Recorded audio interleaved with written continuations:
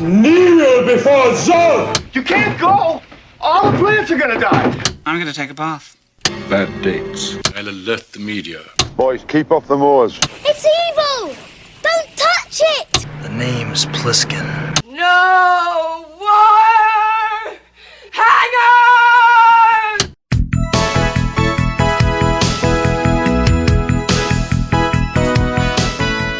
Welcome to Vintage Video, where we're rewatching the 80s so you don't have to. We'll be reviewing every major film release of the 1980s in chronological order, overanalyzing what you've seen and spoiling what you haven't. I'm Patrick O'Reilly. I'm Jessa Bayless. And I'm Richard Wells. And today we're discussing The Fan, released May 15th, 1981. It was written by Priscilla Chapman and John Hartwell, based on a novel by Bob Randall, directed by Ed Bianchi, and released by Paramount Pictures. In 1977, Bob Randall's novel The Fan was published. Producer Robert Stigwood acquired the rights and considered Anne Bancroft and Shirley MacLaine alongside Bacall for the lead role. At some point, Elizabeth Taylor was slated to star with Jeff Lieberman directing, but neither was attached very long. He hired Norman Wexler to adapt the screenplay and Waris Hussein to direct. Hussein was born Waris Habibullah, but changed his name to Hussein because he didn't want people to think he was related to the King of Jordan. But that backfired. Yeah. After multiple delays, Diana Hammond was hired for a page one rewrite, but the screenplay credits are shared by Priscilla Chapman and John Hartwell. Hussein eventually left the project due to creative differences, and Edward Bianchi was brought on. In the run-up to production, as we've mentioned before, John Lennon was killed outside his apartment, the Dakota, which was also home to actress Lauren Bacall. During production, Reagan was shot, though not fatally, and 2 days before the film released, Pope John Paul II was shot. Trailers for the film were preceded with a disclaimer. Because of the similarities between the forthcoming motion picture The Fan and the tragic death of John Lennon, we feel that it is important for you to know that in no way is the film based upon the events that led to his death. During production, the schedule was derailed when Bacall became ill with chickenpox. The following year saw the release of a West German horror film called Der Fan, with a very similar plot. And 14 years after that, another American film called The Fan was released with Wesley Snipes and Robert De Niro. The film opens with tense music as our titular fan, Douglas Breen, as played by Michael Biehn, types out a letter to his favorite actress, Sally Ross, as played by Lauren Bacall. We pan across framed headshots of Sally in Doug's apartment, and we hear him typing madly. We see macro photography of autographed playbills, a Swiss Army knife, a couple of pencils, and general stationery. All of these inserts are so pleasantly photographed that I was sure these were scaled-up props until we get to the end of the sequence, where Doug's fingers are frantically pounding away at a typewriter. We hear him reading a letter addressed to Sally. I bought a gorgeous new lucite frame for one of your most famous pictures, the one of you singing while President Truman plays the piano.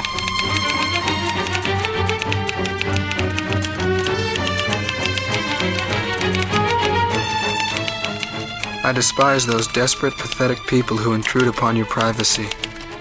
Your happiness and peace of mind must be protected.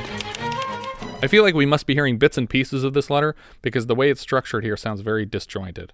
I know of all the famous men in your life, but I adore you as no other ever has, or ever will. One of the macro shots is of Doug's big puffy lips filling the frame. It's an almost cartoonish distortion of a human mouth, and it's very effective and creepy. Thank you for the inspiration you have given me. You are the greatest star of all. Your friend, Douglas Breen.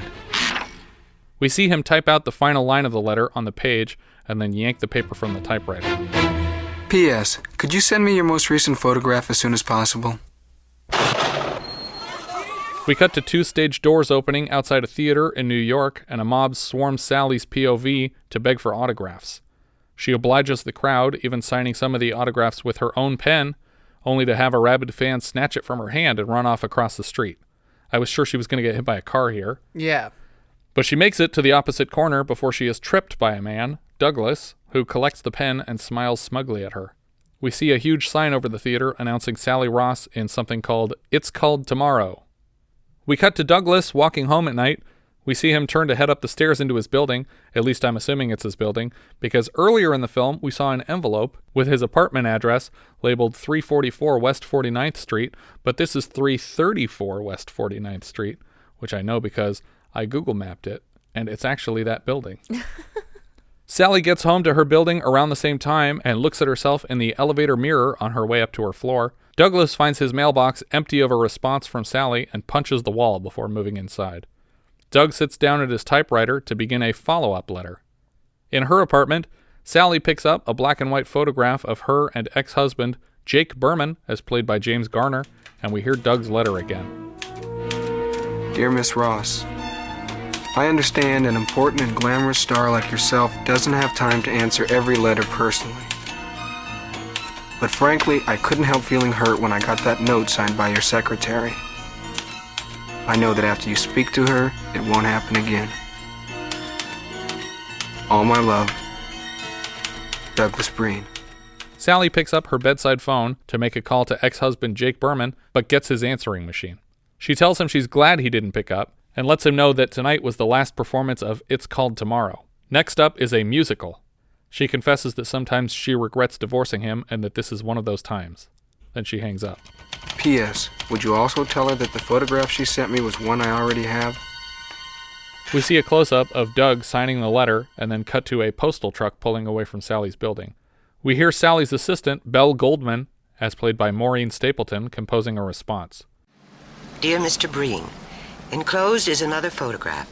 Sorry I sent you one you already have. The last thing I would want to do is to disappoint any member of Miss Ross's fan club. Yours truly, Belle Goldman. Up in Sally's hotel suite, Belle is juggling multiple phone calls while a maid named Elsa aggressively vacuums toward her. Yeah. Eventually, Belle hucks a porcelain coaster at her to get her to stop approaching the phone with the vacuum. I feel like she should have taken the hint sooner, so this is totally valid. I think that she was doing it on purpose to piss her off. Yeah, I feel like it's like a game they play. Exactly. Sally enters the room in a bathrobe to wish her staff a good morning, and they are quickly singing her happy birthday. Oh, speaking of which, we should mention that Richard Wells celebrated a birthday this week. Happy birthday, Richard Wells. Happy birthday, Richard. Well, I mean, coming soon, we'll be celebrating my actual birth. That's true. On the show. That's right. It's not real until we're covering that time period in 1981. Oh, okay. Sorry, I was really confused. I'm like, I'm sorry, are we doing like a play-by-play? Was it recorded? Was this a feature film release? We're gonna cover that footage when we get there. It's like Caligula. Oh God, no. Happy birthday no. Happy birthday. Listen, you guys, we're supposed to forget this one. As of today, I'm going to be 45 forever. 49. The card on the top goes with the flowers over there. 47. That's definitely my last offer. Elsa, I'd kill for a cup of coffee. Oh, I'll get you a cup. She was actually 55 or 56 when they shot this film. Like, she looks, for her age, she actually looks older than that. I thought she looked like she was at least in her 60s. I thought she was in her mid to late 60s in this, but I feel like, I don't know, actresses or people in general just age differently now. Mm-hmm. It's also possible that the birth date that is on record for her is not the correct birth date. That is a valid point. But I was going to say, like, somebody like, that's basically the age that, like, Nicole Kidman is now. And I'm like, she doesn't look like Nicole Kidman. Yeah. Like, in terms of, you know, and the being character in her that she's mid-50s. playing is younger than Paul Rudd. Yeah, that's weird. Yeah. I feel like it's weird that they made her even younger. Like, I agree. I would have made her older, I guess, if anything, but maybe that's offensive.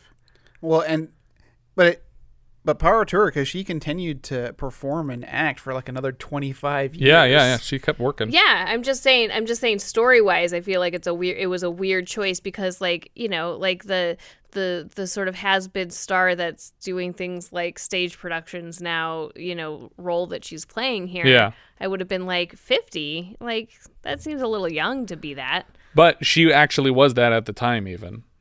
Like, she was just starting to perform in a lot of plays and stuff in the 80s. So, but I agree with you. It's an odd choice to age her down for the character. Mm-hmm. Belle tells Sally that her morning schedule includes a luncheon date with her ex-husband. Apparently, he's in town during pre-production for a film. Belle finds a letter from Douglas, the one suggesting that Sally reprimands Belle, and reads it out loud to Sally, but she's not listening. I hope you don't mind me saying this, but I think your secretary needs a talking to. She enclosed a very snide letter with the photograph, actually referring to me as a member of your fan club. I'm not one of those cheap, anonymous little stargazers, as she so smugly insinuated. We cut to Sally finding her ex, Jake, in the building lobby. He walks her to a car outside and explains that he'll be here in the city for almost a year. In the car, on the way to lunch, they seem like old friends. Both are quick to blame themselves for their separation. At one point, Sally points a finger at Jake to silence him, and he pretends to bite it, causing them both to laugh. We cut to them on their date. Sally goes dark for a minute and forgives Jake for throwing away 15 years of marriage and for currently dating someone young enough to be their daughter. She lies that she's comfortable alone and that it was unavoidable. He confesses that he's not as comfortable alone as she is and comes to the defense of his new girlfriend, complimenting her intelligence. He also takes this opportunity to announce that he intends to marry the girl. Sally wants to change the subject. Quick, let's think of something funny. Across town, Doug arrives for his shift at a record store, and his boss points him to some work that needs doing without even looking at him. Doug bumps elbows with a coworker and complains that she took a 2-hour lunch in place of a 45-minute one. The coworker is a very young Dana Delaney. She tells him that she was scoring concert tickets, but he doesn't seem to care. She also mentions that she got special permission. Right. And she tries to offer him a ticket, like she's interested in him. Yeah. And he shuts her down because he does not give a shit about the concert. He has one love. It's Sally Ross, fuck off lady. As she walks away from him, he dumps a box of records at her feet and then gives her a weird look like, oops. Like I didn't just totally destroy all these records? Yeah. That's all coming out of my paycheck. Back in Sally's apartment, Belle is leaving for the day, and Sally asks her plans. I'm doing steamed vegetables, the laundry, and the late show. One of your old movies is on. That ought to put me to sleep. That night, Douglas is preparing a romantic dinner for two and sets it up on a table in his apartment when his sister comes knocking at his door. She tells him that the family is worried about him because he only ever shows up to ask for money. He tells her that she's interrupting. You interrupted a very wonderful evening. Right now I'm having dinner with a very famous actress. A great star of stage and screen. Who? Never mind. Look, Doug, it was one thing when we were kids to dress up and collect stuff and pretend. But when you grow up, you gotta face the world like... He slams the door in her face and locks it. He returns to his imaginary date with Sally. The next morning, Doug watches Sally exit her hotel, and we hear another letter about that pesky secretary that she should fire. We cut to a rehearsal loft full of dancers preparing for Sally's new musical. The director is excited to see Sally arrive and introduces her to the team. She warns them that this is her first musical and they'll need to give her some time to catch up. We cut back and forth from the rehearsal to another Doug letter being composed, and another, presumably these are all going unanswered. The letters are getting angrier and scarier, and the last one we hear in the bunch gets more graphic. It has taken me a long time to say this, but I know the time is now right. We will be lovers very soon, my darling. And believe me, I have all the necessary equipment to make you very, very happy. The next morning, Belle is going through her mail and starts to tell her about the latest letter. You got a really raunchy letter from that weirdo fan I tried to tell you about. You remember that black dress, the one with the straps? Did you remember to have it fixed? Yeah. Listen, Sally, he's driving me crazy.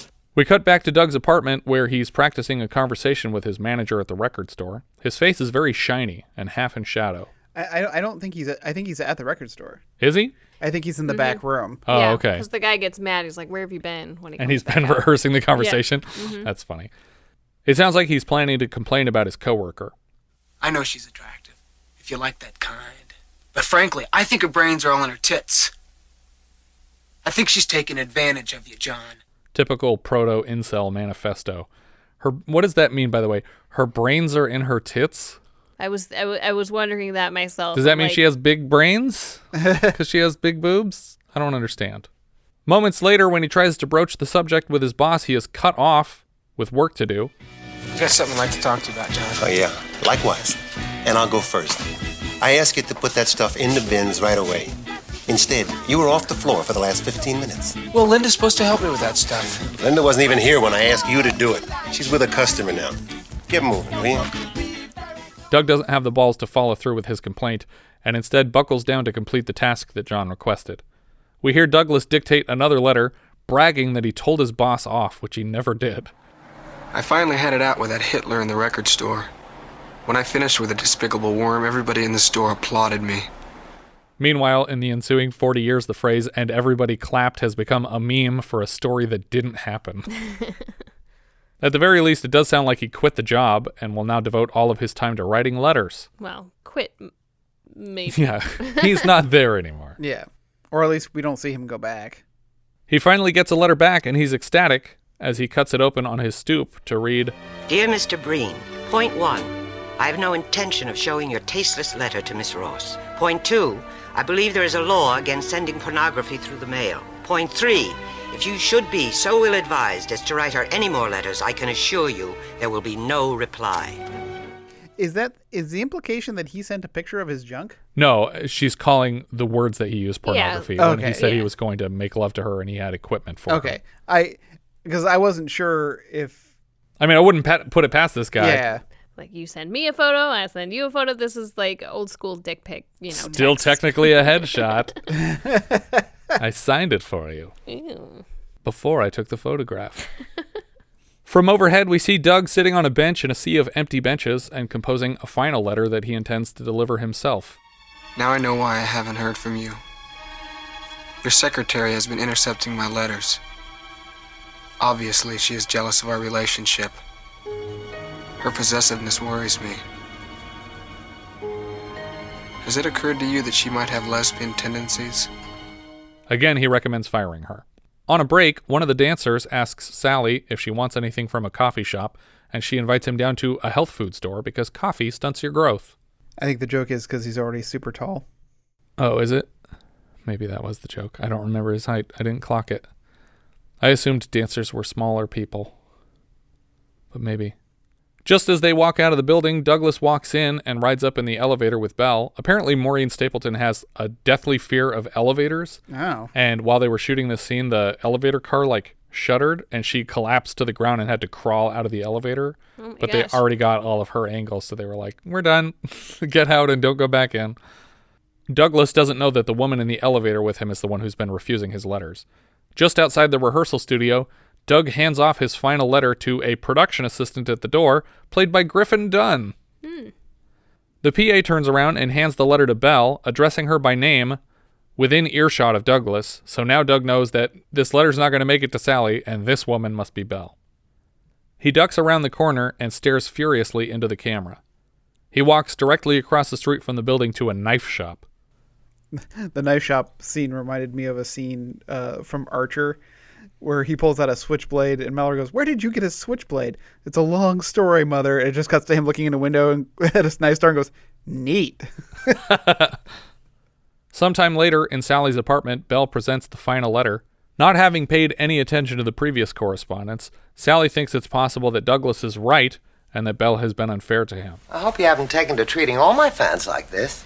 Sally tells Belle that it's her job to deal with these people with politeness and patience, and Belle is furious that Sally doesn't appreciate the work that she puts into this part of her job. He wants to be your lover, for Christ's sake. What was I supposed to do, give him an appointment?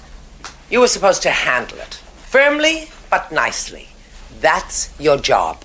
And I think that's exactly what she did in the previous letters. I think she could have been nicer about it. I think that's what her complaint is, that she's doing it in a way that's making the person angry instead of trying to diffuse the situation. I think that it was perfectly reasonable amount of niceness. I agree that it's the letter he deserved to get back. I'll say that much. But what I'm saying is, with these crazy people, you have to say, "Your dick was so magnificent. Thank you for the photograph, and we're all full up on dick here. Don't send any more letters. We're good. Thank you. You're wonderful." Belle tries to explain how humiliating it is to pretend to be happy all day, interfacing with the public on her behalf, and right on cue, the phone rings. I got a phone growing out of one of you and a big fake smile on my face. 8, 10, 12 hours a day. Hello. No, she isn't. I'm sorry. And she'll be sorry to have missed you. Yes, I will. I will. I'll tell her. Yes. I'll tell her. After seeing this interaction, Sally approaches Belle affectionately, and Belle apologizes, but Sally admits that she couldn't function without her. Sally never apologizes. Right, she does not. She just says, "I forgive you. I forgive you for putting up with me." She advises Belle to ignore Douglas from now on and incorrectly predicts that he is harmless. That evening, Elsa the maid answers the door for David Branum, the dancer from the health food store. He's here to escort Sally to a party. At the party, we can see Jake and his new girl. Jake and Sally come face to face on the dance floor and introduce each other to their dates. As expected, Jake's date seems like a jerk, refusing to shake Sally's hand upon introduction. We cut back to Belle on her way home, taking the subway, and we see Douglas following her, dripping with sweat. This scene kept getting pushed back in the production schedule because of a transit strike, and they got it toward the end of the production. He follows her closely and waits for a train to pass through the station, making a lot of noise to begin his attack. He slashes at her face twice with a straight razor, and she smears her blood on his cheek. It looks like he's cradling her as he lowers her to the ground, and we cut to Jake moving through the hospital looking for Sally. It's a good sign already that we're at a hospital and not a police station. Well, but the background of this looked like the lower levels of a hospital. Oh, maybe. The tile walls looks like, oh, this is the morgue. Yeah. Like she had to ID the body or something. Jake finds Sally and her makeup is running in tears. She throws her arms around him. We see another letter being typed up. My darling, it was over very quickly, and I feel glad. Sally shares with Jake how weird it is that the attacker didn't take her purse or any of her money. We dip to black and then fade up in Belle's hospital room where her face is thoroughly bandaged, but she's alive. Yeah. What did that mean? It was very quick. It was over very quick. It's like, yeah. I cut her quickly, but she's still alive, so it's a very slow death. But I mean, unless he thought that he had killed her.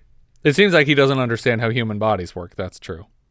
Belle asks if Sally has bothered to replace her, and she says Elsa is coming 5 days a week now, and the mail doesn't matter because no one writes letters anymore. Belle reminds her sarcastically that utilities come through the mail, and if you don't pay bills, they'll turn off your electricity. Sally promises to check the mail. That night, she reads the latest letter from Douglas. My darling, it was over very quickly and I feel glad because I never wanted her to suffer. The important thing was to get her out of the way so that we could be together. Without Miss Goldman to worry about, you can answer this right away. But remember, we'll have to keep our relationship secret for a while. I know it's agony, my darling, but be patient. Soon we will be free to express our love. Fiercely, openly, over and over again. I know how you ache and burn for my touch. He advises she write him back immediately to avoid consequences. We cut to hours later. Sally and Jake are seated on the couch, and Inspector Raphael Andrews has arrived, played by Hector Elizondo, his second detective character for the podcast after American Gigolo last year. Inspector Andrews remarks that these letters have the tone of an intimate friend, and Sally explains that lots of her fans feel that way. He asks for any previous letters Doug has written, but Sally doesn't hold on to them. Unfortunately, Douglas did not sign his latest missive, so they don't have a name to start from. I think they have a first name, but they don't have a last name. Yeah, and he stopped putting the return address. Right. Even though he insists they know how to contact him. Right. Well, because he assumes they're keeping all the letters. He was written several letters, and if Yeah. that really is his address, in theory, I feel like he would think that they had it, which he does. He writes the letter. He thinks that they know his address. That seems dangerous. But then why stop putting it on the envelope? Plot reasons. He can't have ego in one way and not have it in the other, you know? Well, maybe the point is I don't have to keep putting my address. She knows where I live. She's got my address memorized. She probably comes by and watches me when I leave in the morning, too. For some reason, Sally wants to keep this new information about why Belle got stabbed away from her, but Andrew says that that's not really an option. Hours later, the inspector has left, and Sally and Jake are chatting on her patio. Jake tells Sally that he has to call his girlfriend to cancel a previous engagement, but she gives him permission to leave, requesting a call tomorrow. It's called tomorrow. Get it? We cut to the next day where Inspector Andrews is questioning Belle in the hospital. He's trying to jog her memory to figure out a name for the attacker. So far, all they have is a first name. All right, Douglas what? Douglas A, Douglas B, Douglas C. I have a good memory. I think maybe I'm just blocking it out, and the fact that by the time I really started paying attention to him, he quit signing his last name. I understand. Douglas what? Fairbanks. Just immediately springs it on her to try and startle her to remember. And she's like, Fairbanks, I don't know. Douglas Fairbanks arrested posthumously. What? They had to exhume him. The inspector apologizes for his methods. We cut back to the rehearsal loft where Inspector Andrews just stands in a doorway and watches Sally work her way through one of the musical songs. This was the first hint we get that she might end up with the inspector at the end of the film, and there's a couple more hints along the way. Mm-hmm. Outside the building, we see her date, David Branum, walk Sally to a taxi so that she can check on Belle in the hospital. David crosses the street to where Douglas is having breakfast, watching him. Doug pays his bill and leaves the diner to follow David. They enter the West Side YMCA and head down to the pool. Do you guys recall the last time we went to the YMCA? Was it the Village People movie? Can't Stop the Music? There you go. Douglas must have had some idea that they'd head this way because he seems prepared with a bathing suit. Or maybe not. Maybe he's just swimming in his underwear. It kind of looked like he might be swimming in, like, boxer shorts. Yeah. David starts doing laps, and Douglas swims low over the bottom of the pool and pulls a straight razor out of his shorts. He swims directly under David, going the opposite direction, and then reaches up with the blade to slash open David's stomach in the pool. Does this kill him? No. No, we cover later that he survives this incident. Oh, okay. I was unclear. Unlike that water. That was filled with blood? Yeah. Yeah. My dearest darling, once more I have proven my love. I am ready to do it again and again. You know that. But still you refuse to acknowledge me. Still you seem to delight in tormenting your one true champion. This is sadistic and insane. Be warned, there's a limit to my patience. I expect a letter tomorrow. Tomorrow, Sally. It's called Tomorrow. And then it's like, I don't know, even with the modern post office, I don't know if I would expect a letter to get there tomorrow. Yeah. We come back to Sally's apartment later that day, and Jake is asking what they're doing to protect Sally. Andrew tells him that she's guarded 24 hours a day, including an officer on site in her apartment. He asks how David's recovering, and they say he'll pull through, so Jake disappears to give Sally the good news. Good news, your stalker's a shit murderer, and he barely cuts people instead of killing them. Douglas watches from the same diner as Inspector Andrews pulls up to the rehearsal building again. Upstairs, he chats with Sally about the case. Unfortunately, they haven't received a letter in several days. Sally tries to get the inspector to unwind a bit by asking about his personal life, and Andrews admits that he'd just love to spend the rest of the day chatting with her, but there's something that they should really discuss. She's able to guess his warning. Well, our experience has been in cases like this. He's after me now, isn't he? That's not bad. He asks if there's someone that she'd like to talk to about it, and she says she likes talking to him. He makes her feel safe. She asks if she is, and he's not willing to lie to her. Who knows? We cut to a dress rehearsal of the musical number from Never Say Never, prequel to the 1983 non-canon return of Sean Connery's James Bond Never Say Never Again. Sally's performance seems a bit wooden, but I don't know if that's intentional or not. She takes longer to cross the stage than the director would like, and she blames it on a slow spotlight. The director tells her not to worry about his job, to worry about her own job, and after the argument, she storms off stage. I rewatched this scene, though, and she's not wrong. The spotlight is all over the place. Jake meets her in the dressing room, and he asks why she isn't returning his calls. She says she has the inspector taking care of her now. You know, I might have been of some help. I didn't want to disturb your domestic bliss. Oh, come on, Sally. He asks what's wrong, and she talks it all through. At the age of 55, I'm about to burst upon the world in a musical. The first preview for this masochistic little adventure begins in about 3 days with a lighting man who appears to be learning on the job. My secretary's been attacked, now David, and, oh yes, just a minor detail. There's some fruitcake out there who apparently wants to kill me. She tells Jake that what they have isn't a relationship, it's charity. She asks him to leave, and we cut to Douglas walking through the rain outside the theater. Later, Sally sits down to a meal with the inspector. He advises her to let her understudy play the part for the preview, and she politely refuses. We cut to Elsa, the maid, alone in Sally's apartment. She receives some dry cleaning at the door, and when she goes to hang it up in the closet, she is suddenly attacked by Douglas, who somehow gained access to the apartment. This was very startling for me. Yeah. It's really nicely edited. Yeah. Because like her closet's all mirrored doors too, and so we're kind of looking down the hallway into this mirrored closet area, and you don't see him hiding in there at all. But there's like the second she puts the clothes in, the second she closes the door, it's like he's right there. The mirrored cabinet opens and he pops out at her. He comes from behind her. And he grabs her, and it just like, and then it immediately cuts into that room, and it's just very jarring and scary. But I'm confused how he got in here if There's she's a doorman, being watched 24 hours. And she's not home.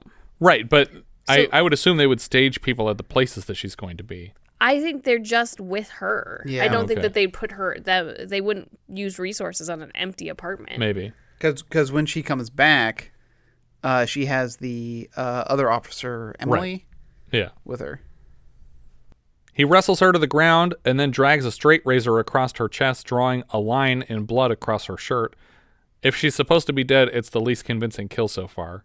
And she slowly passes out, but it's like, what? He dragged a blade across her shirt and drew a red line. Yeah, I mean, later we see the body slumped over and there's a big pool of blood, so Yeah. she is dead. As he creeps back out of the apartment, he finds a room full of memorabilia. He walks up to an Art Deco-style oil painting of a younger Sally and slashes a big X across her face. He snatches a trophy from her desk and swings it wildly, destroying framed photographs of Sally with other celebrities over the years. Downstairs, we see Sally and Detective Stolz, her personal security, stepping out of a taxi, and we cut back upstairs where Doug is still fucking things up. And then we see Sally opening the door with her keys and finding everything disheveled.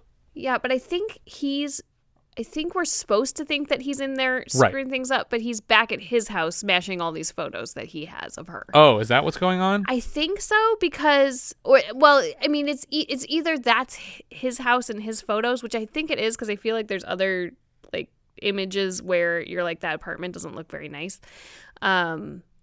Or more time has passed than they're alluding to. I think it's that. I think it's just they're cutting it to make it look like it's happening at the same time, and it actually happened hours apart. Because it looks like he picks up what's supposed to be an Oscar or something from her desk to destroy stuff Maybe it with. is, yeah. Sally calls out for Elsa and gets no response. Detective Stolz clears the room, and we hear Doug's voice reading a new letter. Dearest bitch, see how accessible you are? How would you like to be fucked with a meat cleaver? We flash forward to hours later as Sally cries alone. Someone enters the room to check on her. It's Inspector Andrews, and he offers to call Jake, but she shakes her head no. That night, pacing her room in pajamas, she gets a phone call from Doug. Hello, Sally. I want to kiss you. I want to touch you. I want to make love to you. Talk to me, Sally. I don't want to have to kill you. She immediately hangs up to call Jake, but Heidi answers. The next day, we see Detective Stolz slowly waking from a bed in the hall and begin exploring the apartment. She finds Sally has left. She panics and calls Andrews to explain that she was drugged, either by Doug or Sally, and that Sally left while she slept. We cut to Doug watching a news broadcast where gossip columnist Liz Smith, as herself, reports that Sally has withdrawn from the previews of her musical, and despite claims that she's locked up in her apartment, has left town, according to her inside sources. We cut to a beach house in a thunderstorm. She hears a truck pull up to the house and moves to the window to lower the shades. Suddenly, a man in a raincoat is pounding on the window. She lifts the shade again, and when the man sees her, he apologizes for startling her. He saw a light on and thought there may have been an intruder, but he seems to know Sally personally. We cut to a bar in the city where Doug and another man are making eyes at each other. Doug follows the man out of the bar and up a staircase to a building rooftop where the man starts going down on Doug. I was really confused in this bar scene because I was like, man, this guy looks just like the other guy. And I hate when movies do this and they cast people that look just like the other guys. And I didn't realize it was for a reason this time. Yeah, it was on purpose this time. Doug leans back on the rooftop and reaches above his head for the straight razor that he put up here in advance. He flips it open, and then he slashes down at the man blowing him, slitting his throat. A dangerous move, if you ask me. Yeah. He douses the man's body in gasoline and then lights it on fire. He stabs a fake suicide note into the wall. Dear Sally, this is the only way I can atone for the pain I have caused you. Now, my dearest, you are free. Let my burning body be a monument to the great love that might have been. All my love, Douglas. So are the police to assume that he slit his throat and then set himself on fire? Or set himself on fire while slitting his throat? Yeah, it sounds like a 2 bullets to the back of the head situation. We cut to a dark kitchen in Sally's apartment, and the inspector flips the lights on. He almost leaves a note on Sally's desk, but realizes she's probably traumatized by finding notes in her apartment. I was confused by this because I think it's the note that he wrote saying that he killed himself. Yeah, that's what I think. But that would be evidence, and I don't think he would leave it there. Yeah, exactly. Why would you take that and give it to her? Because it's a federal crime to steal people's mail. Checkmate. He's an inspector. He's got to follow the rules. We cut to the beach where she's sitting on the sand near the beach house, and Jake approaches her from behind and lifts her to standing. The shot is muted, but he seems to be breaking the news that her stalker is dead, as she hugs him overjoyed. We dip to black, and we see Sally sleeping back in her apartment again. Belle startles her awake with a tray full of breakfast in bed. She looks good. There's barely a scar on her face, and Sally is ecstatic to see her. Which seems unlikely, because it seems like it's been days or weeks, maybe a few weeks at most, since she got cut in the face. And I'm like, and a gash like that from the straight razor, like you would have needed stitches, which isn't going to leave this like little nice scratch on your face. It depends on how deep the guy went. It seems like he doesn't really know what he's doing with it. Yeah, but if he didn't actually cut her that deep, then she didn't need to be in the hospital sobbing, and she didn't need to be passed out in a hospital bed and like... Victim blame much? No, I agree. It doesn't make sense. They wouldn't hospitalize her and put all those bandages on her face. It was just a tiny cut. But we did that earlier this year in Nighthawks for Lando. I don't know why we didn't just put a nice big gash on her face with some stitches. Because it's Maureen Stapleton. You don't want to put a big gash on her face. She's nice. They should have looked better than before. Just because I like her.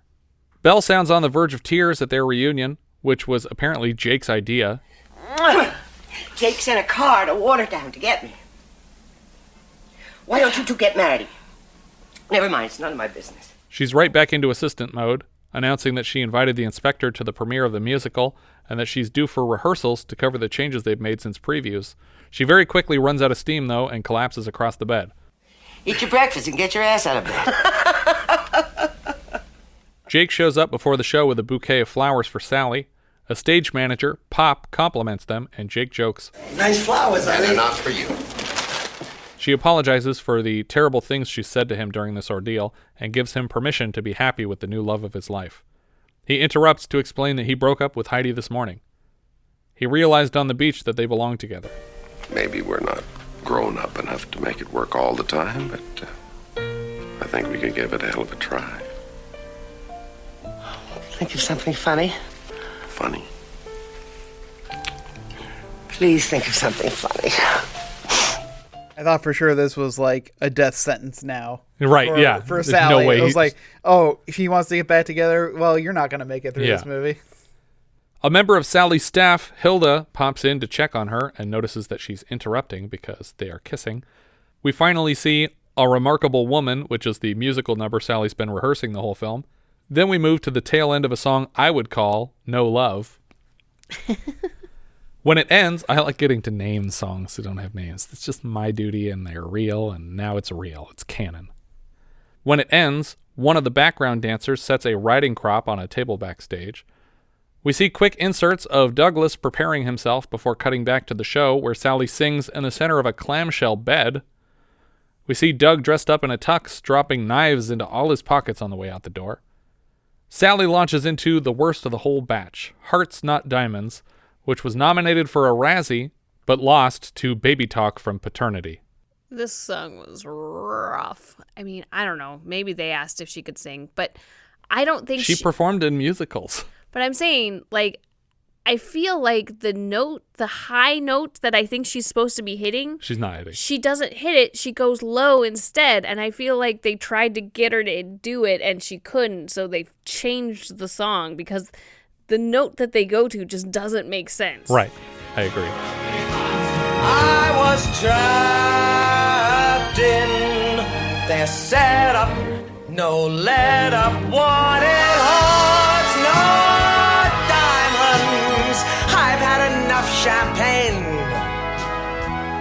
I don't care if I don't fly around the world again. But oh, it's not that easy.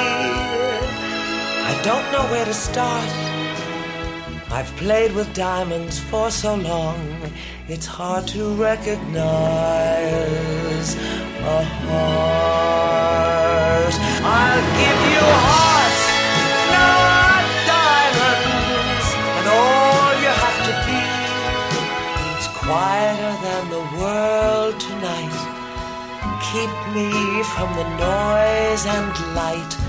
Keep your diamonds, hold on tight to me. Give your heart to me.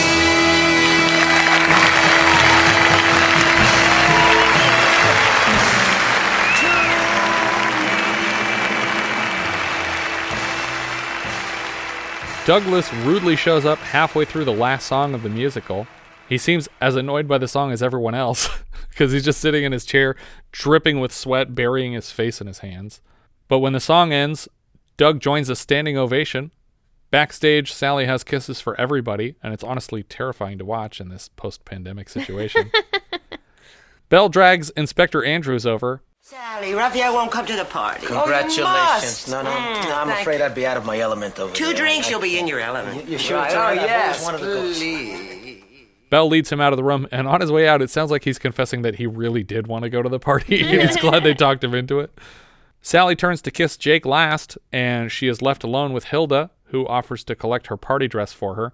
The theater slowly empties out. Hilda takes more dresses to hang up, and when she opens a door backstage, she finds Douglas, drenched in a bright red light, and he stabs her hard in the chest and closes the door again. Pop, the stage manager, is listening to a radio broadcast about today's horse races when Douglas pops up in front of him to say goodnight, and when Pop offers a goodnight in return, Doug jams the knife into his gut and drops him to the floor to bleed out. Doug wipes the blade clean and then locks a nearby door before stealing a set of keys. Realizing she's been gone for a while, Sally starts calling to Hilda, but when she heads for the door, Douglas tears open a hanging curtain to block her path. His tuxedo is now heavily bloodstained, and Sally is paralyzed. After a moment, she moves around him and snatches up the riding crop off the table backstage as she races toward Pop's desk, screaming his name, but when she gets there, she finds him in a puddle of blood. Sally can hear keys jangling, and Doug steps out holding them, indicating he can follow her anywhere in the building. I think he's showing her that I locked the door, that you can't get out of this door here. But there's other doors. I thought it would have made more sense if she at least tried the door and then turned around and he was jangling the key. She runs to a smaller dressing room and hides around a corner, stupidly in plain sight of a mirror through the doorway, but somehow Douglas still misses her. He chases her downstairs, and she runs across the stage much faster than she did at rehearsal. When Doug gets closer, she cracks him across the face with the crop. He catches up with her again and gets a hand over her mouth. He complains that she has treated him like garbage because she's famous, but the truth is she hasn't treated him like anything because she didn't even really know he existed until the day he attacked her assistant and has never written to him. He wrestles the riding crop away from her, and she crawls backward across the floor away from him, down a row of theater seats.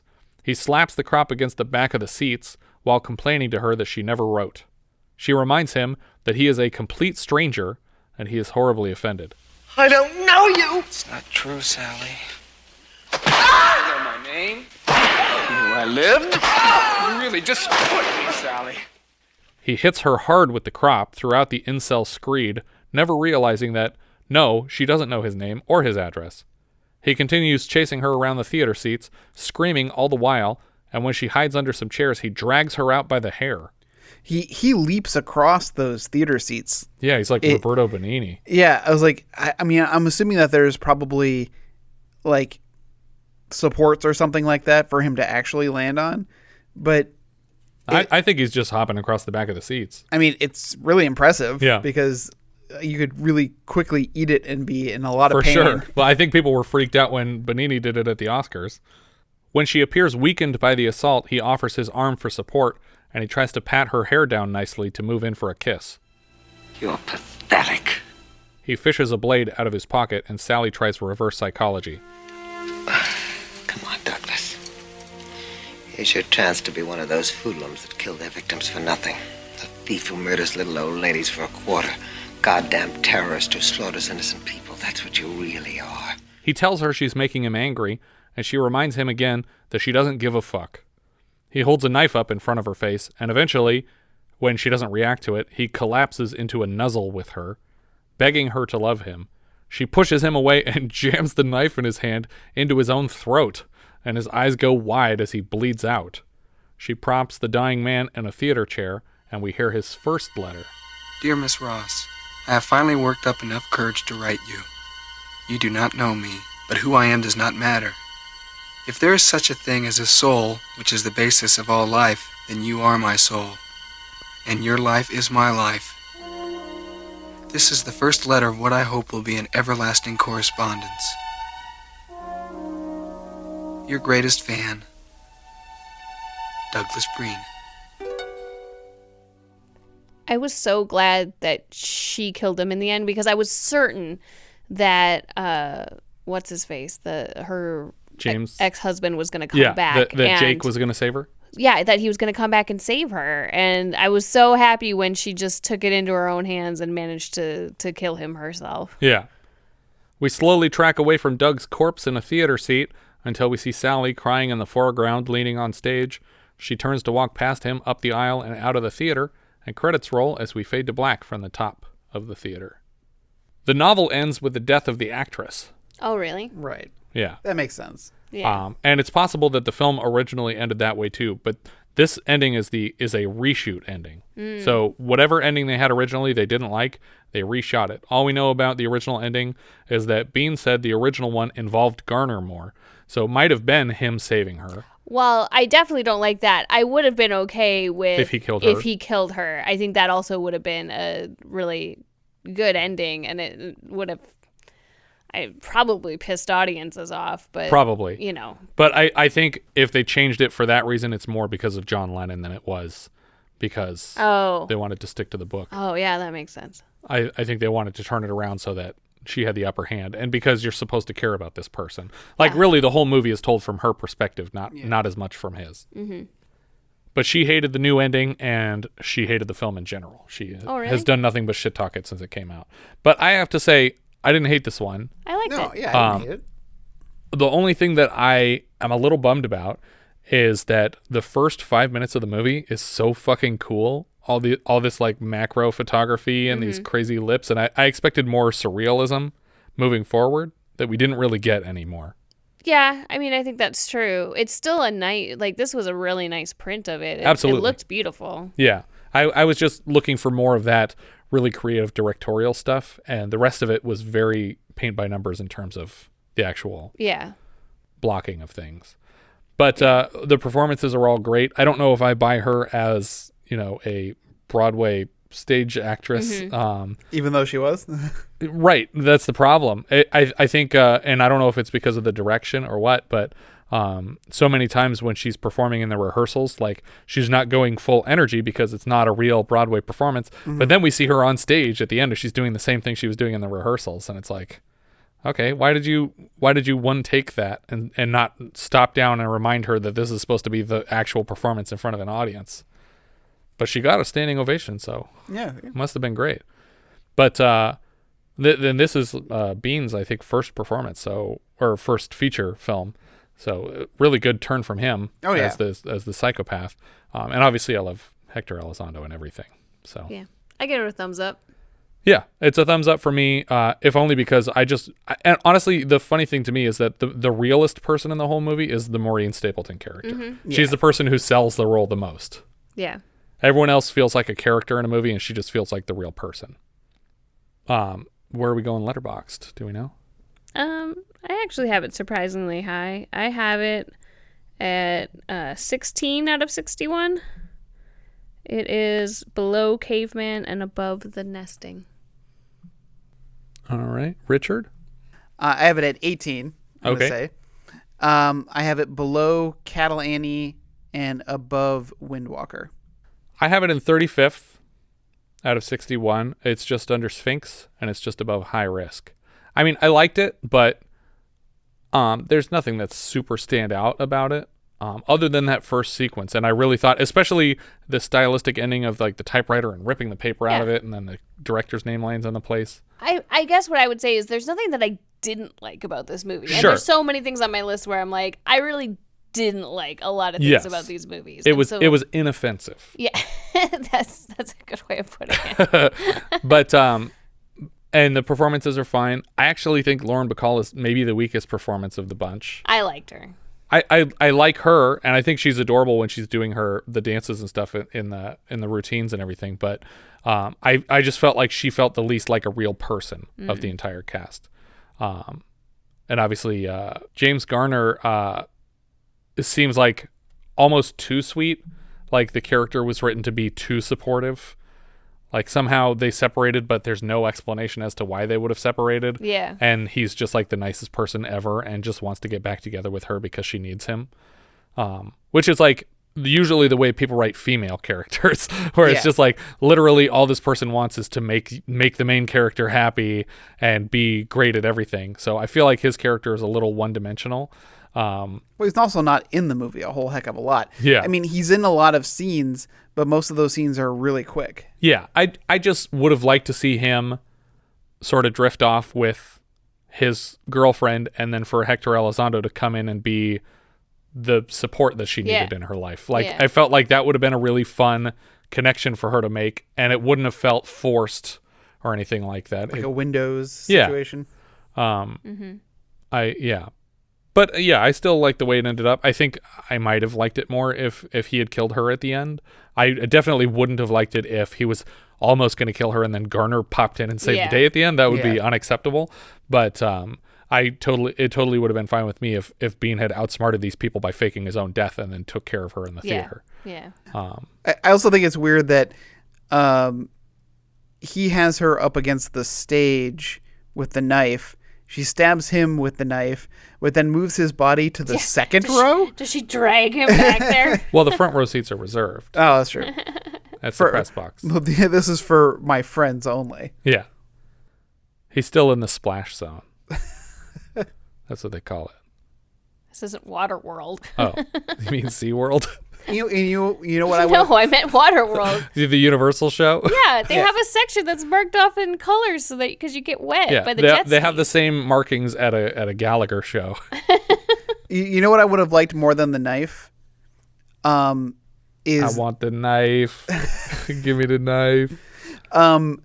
Is because he put the pen in his pocket. Right. Oh, the one he took from the person earlier. And like with him pressed against her, if she felt like the pen and thought it was the knife, and then jammed that into his throat. Well, no, because he's got the knife in his hand, and it's really in an awkward place to reach. But that pen would be really easy just to grab and slide up. Yeah. That would have been great. That would have been great. It would have been really poetic. And it's mightier than the sword, I heard. It's true. Wow! Oh my God, we wrote a better movie. Let's make it. We remake this entire film as is, but instead. But he uses the pen. We just switch out a couple of inserts and we're good. Our director here was Ed Bianchi. This was his first directing credit. He directed Second Unit on Times Square last year, but he directed 4 episodes of The Wire, 8 Deadwoods, and more recently he has directed 7 Boardwalk Empires and 6 The Get Downs. Novelist Bob Randall also has a screen story credit on Zorro the Gay Blade later this season. Writer Priscilla Chapman, Just This. Writer John Hartwell, Just This. Are they even real people? They weren't in any of the production notes except that they got the credit at the end, and their only credits are this movie. The composer for the film was Pino Donaggio. So far we've reviewed his work in Home Movies, Beyond Evil, Dressed to Kill, and The Howling. He's back later this season for a third De Palma film, Blowout. The score has been compared to the work of Bernard Herrmann, which makes sense because it's a very Hitchcockian story. The music for the musical within the film was written by Marvin Hamlisch, who is one of 2 PGOT winners. He's also the second person after Billy Wilder to win 3 Oscars the same night for Best Original Score, Best Original Dramatic Score, which was for some reason a different category at the time, and Best Original Song. He was accepted to Juilliard as a 6-year-old. What? He was an accompanying pianist for Barbra Streisand, Sam Spiegel, Groucho Marx. He wrote his first major hit at 21. It went like this: sunshine, lollipops, and rainbows. He scored Take the Money and Run, Bananas, Koch, which is one of our Patreon options for this month, and The Spy Who Loved Me. We heard his work in Seems Like Old Times last year, and next season we'll hear his work in Sophie's Choice. Lyricist Tim Rice was a longtime collaborator of Andrew Lloyd Webber, co-writing Joseph and the Amazing Technicolor Dreamcoat, Jesus Christ Superstar, and Evita with ABBA's Benny Andersson. He did all the lyrics to the songs in the musical in this film. He has Oscars for writing Don't Cry for Me, Argentina, and A Whole New World, and Can You Feel the Love Tonight? He didn't write A Whole New World, did he? He did. And he wrote, Can You Feel the Love Tonight? And Don't Cry for Me, Argentina. Yes, I heard you say those things, but for some reason in my head, I thought that one was one of the... Menken? Yeah, Alan Menken songs. I think it was a co-writing credit. And he shared the writing credit for Can You Feel the Love Tonight with Elton John, obviously. Yeah. And the Oscar. Cinematographer Dick Bush was the DP of Patreon poll losers When Dinosaurs Ruled the Earth and Tomorrow, with several O's. I was going to say two, but there's a bunch of O's in that word. He also lensed Saul Bass's Phase 4, which we just watched on our own time outside of the podcast, because you don't own us. Just kidding, you own us. Last year, he lensed One Trick Pony and Falling in Love Again. Editor Alan Heim previously edited Network, All That Jazz. He's back later this season for So Fine, and later Quick Change, American History X, and The Notebook. Lauren Bacall played Sally Ross. At 19, she played Slim in To Have and Have Not, where she met future husband Humphrey Bogart, with whom she would reappear in 3 more films: The Big Sleep, Dark Passage, and Key Largo. We'll see her next in our minisode review of Altman's Health later this season, which also starred James Garner, and the two would reunite one more time for My Fellow Americans, where she plays Jack Lemmon's wife, not his wife, and then they reunited once more in Heaven, a month apart, in 2014. She's also in the 74 Murder on the Orient Express, Misery, Dogville. She appears as herself in an episode of The Sopranos, and she provides the voice of the Witch of the Waste in Howl's Moving Castle, and her final credit was for a voice she did on Family Guy. Oh, gosh. She was awarded an honorary Oscar in 2010 for her contribution to film. James Garner played Jake Berman. He's the Scrounger in The Great Escape. He's Tank Sullivan in Space Cowboys. He's probably best known for his television work on The Rockford Files or Brett Maverick, for which he played the title characters. He also appears as another character in the late Richard Donner's film adaptation of Maverick, starring Mel Gibson. Do you guys recall the last time we discussed Garner on the podcast?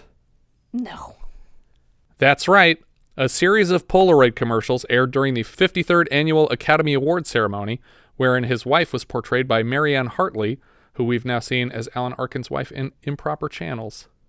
Maureen Stapleton played Belle Goodman. She was in On the Right Track earlier this season, and she'll win an Oscar for her performance this year in Reds, in which her character Emma Goldman shares a last name with this character. But my favorite role from her will always be Ma Kelly from Johnny Dangerously. Hector Elizondo played Police Inspector Raphael Andrews. He's in a bunch of Richard Gere movies, including Pretty Woman and Runaway Bride, and last year's American Gigolo. He's in The Princess Diaries, and more recently he was Ed Alzate in 193 episodes of Last Man Standing. Michael Biehn played Douglas Breen. He's in The Rock.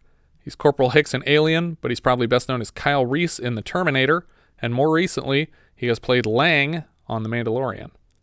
Anna Maria Horsford played Emily Stolz. She was Rosie Washington, the social worker, trying to help one of the girls in Times Square last year.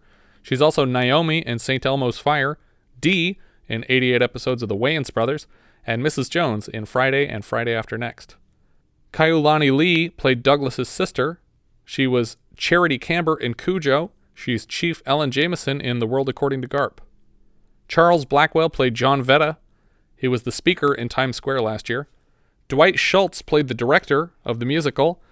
He's Howling Mad Murdoch on the A-Team. He's Barclay on Star Trek The Next Generation and Voyager. Barclay? Barclay. Barclay. Barclay. Barclay. Broccoli. Broccoli. It's spelled B-A-R-C-L-A-Y. It's Barclay. Broccoli is the nickname that the crew of the Enterprise gives him because they find him so bland. Oh. And then Picard accidentally calls him broccoli. Oh, no. He also has voice acting credits on The Wild Thornberrys. He's Eddie the Squirrel on Cat Dog. He's Dr. Animo on Ben 10. And he's Mung Daal in Chowder. Dana Delaney played the saleswoman in the record store. This was her first film. She's Colleen McMurphy in 61 episodes of China Beach. She provided the voice of Lois Lane in 44 episodes of Superman the Animated Series and many iterations of the show since then. Mm-hmm. She was Catherine Mayfair in 65 episodes of Desperate Housewives. Robert Weil played Pop. He was the hot dog vendor in Night of the Juggler, presumably the one Dan Hedaya fires a shotgun at on the street. He was also Saul in The First Deadly Sin, and later Bobo in Moonstruck and the mailroom boss in Hudsucker Proxy. Yeah. When I was looking up his credits and I said mailroom boss, is like, I can just picture him with the blue letter, Barnes. Get this letter to Musburger. Griffin Dunn played the production assistant that handed the letter to Belle. He's Paul Hackett in After Hours and Jack Goodman in American Werewolf in London later this season. He also directed Addicted to Love, Practical Magic, and Movie 43. Wonderful film. Well, one of Movie 43's. Right. All of it. No, they were all different directors, right? Yeah. Each segment. Liz Smith played herself. She's a gossip columnist who also plays herself in The Nanny, Buffy the Vampire Slayer, the film, Murphy Brown, Ugly Betty, and other things. Stephanie Williams played a dancer. She was Officer Foley in Back to the Future 2. Lionel Pena played the record shop customer who wants to talk to Dana Delaney right behind our killer. He played Loco in Night of the Juggler. He was the Puerto Rican girl's husband in Willie and Phil, and he was third teenager in Hero at Large. I believe Kevin Bacon was credited as second teenager in that film. Anne Pearl Gary played another fan. She was just a hostage in the cable car from Nighthawks. Madeline Moroff played another fan. She was a wedding clerk in Willie and Phil, and she played a friend of Sandy's sister in Stardust Memories. That's when they're in the apartment and they're all talking about how crazy it is that this lady got raped the night before. Mm-hmm. Kenneth Boyes plays another autograph seeker. It might be the one who approaches her outside the taxi on the street. He's credited as delivery boy in Fatso, probably the one who brings all the giant bags of food to the apartment. Yeah. He's a mime in Hero at Large, and more recently he played a choir singer in the cult choir from Kimmy Schmidt. Okay. At the end of the credits, there was additional additional credits at the end, and one of them was a creative consultant, Alice Spivak, or Spivak. And I was kind of curious about what creative consultant. I assumed it would be for the dancing. Oh, maybe, yeah. But when I looked her up, she does a lot of acting. In fact, she was in Stardust Memories and Times Square. She's also in Muppets Take Manhattan. There's another one. Hear No Evil, See No Evil, Hear No Evil. The prior Wilder movie? Correct. So she's got a lot of acting credits, but it was when I looked up for this film in additional crew on IMDb. Yeah. So for The Fan, it's just creative consultant. But for other films that she did, some films she did in 72, Buck and the Preacher, she has dialogue coach. For 83, A Movie Now and Forever, dialogue coach. So that might have been her job on this? Yeah, I'm assuming that since most of her credits are acting or dialogue coaching. Interesting. But I'm wondering who she was coaching. Nobody here had an accent. And no one, most of the major stars were veteran actors. Yeah, that's weird. I think that's everything for The Fan. If you guys have any thoughts you'd like to share with us, we are Vintage Video Pod on Twitter, Facebook, Instagram, and Letterboxd, or as I've said before, you can find each of our full movie rankings for the year. We can also be found at vintagevideopodcast.com. Because this is our first episode of the month again, I wanted to remind our listeners about our Patreon campaign. We'll always be free, but if it's worth it to you, a donation as small as $1 a month is greatly appreciated. $5 patrons get a shout-out on the show, a monthly exclusive episode reviewing a title from the 70s, and a hand in choosing each month's film. As an added bonus, this year we're starting to fill in some blanks from last year with about 20 minisodes, reviewing titles that didn't make the cut from 1980. Joining now unlocks 21 full-size 70s reviews and 17 minisodes. From September of 1971, our $5 patrons are choosing between the following 8 titles. Creatures the World Forgot, the fourth and final installment of Hammer Film's Cave Girl series. After 1 million years BC, Prehistoric Women, and When Dinosaurs Ruled the Earth, following a Stone Age tribe who communicate mostly in grunts as they struggle to survive, directed by Don Chaffee. It stars Julie Ega and Brian O'Shaughnessy. So this could be a follow-up kind of to Caveman. Yeah, similar to that. But directed by Don Chaffee, who I think, didn't he do Pete's Dragon and a couple of MacGyver episodes, or at least one? Maybe the one with Q, The Escape, I think. I can't remember. I know he definitely did a MacGyver episode. I can't remember the title. Dracula vs. Frankenstein, Al Adamson's sci-fi horror about the meeting of the classic movie monsters. It stars Lon Chaney Jr., Angelo Rosito, and features appearances from famous monsters of film lanes Forey Ackerman and Without Warning director Graydon Clark. Evel Knievel, Marvin J. Chomsky's biopic about Evel Knievel, starring George Hamilton as the world-famous stuntman. Koch, Jack Lemmon's directorial debut and finale, an adaptation of Catherine Topkins' novel of the same name, starring Walter Matthau as an elderly man who leaves his family to avoid a nursing home and befriends a pregnant teenager. The Last Movie, Dennis Hopper's follow-up to Easy Rider about a stuntman working on a film in Peru who quits the business after an actor is killed on set and joins a local tribe, making a quote-unquote film of their own. Lust for a Vampire, the second installment of Hammer Films' Karnstein trilogy of lesbian vampire stories, directed by regular Hammer Helmer, Jimmy Sangster, and starring Ralph Bates, Barbara Jefford, and Susanna Lee. See No Evil, Richard Fleischer's psychological horror film starring Mia Farrow as a recently blinded woman being stalked by a psychopath. Sunday Bloody Sunday, John Schlesinger's British drama about a bisexual artist played by Murray Head, splitting time between relationships with a divorced woman played by Glenda Jackson and a gay Jewish doctor played by Peter Finch, each of which celebrate their 50th anniversaries this coming September. We also have a Discord now. Join the 24/7 movie chat and share your thoughts on episodes past, present, and future at vintagevideopodcast.com/Discord. And if you're listening on YouTube, don't forget to subscribe. Thank you so much for listening, and I hope you'll join us next time when we'll be discussing Happy Birthday to Me, which IMDb describes like so. At the snobby Crawford Academy, Virginia's group of friends start to go missing after horrible events that happened to her as a child around her birthday. We leave you now with the trailer for Happy Birthday to Me. Someone's having a party for the top 10, the senior class snobs. Before they get to celebrate, 6 of them will die in the most bizarre ways you'll ever see. Virginia, don't go away. Come over here, Virginia. It is up to you to determine whether you wish to subject yourself to fear, terror, and shock. Because of the bizarre nature of this birthday party, pray you're not invited.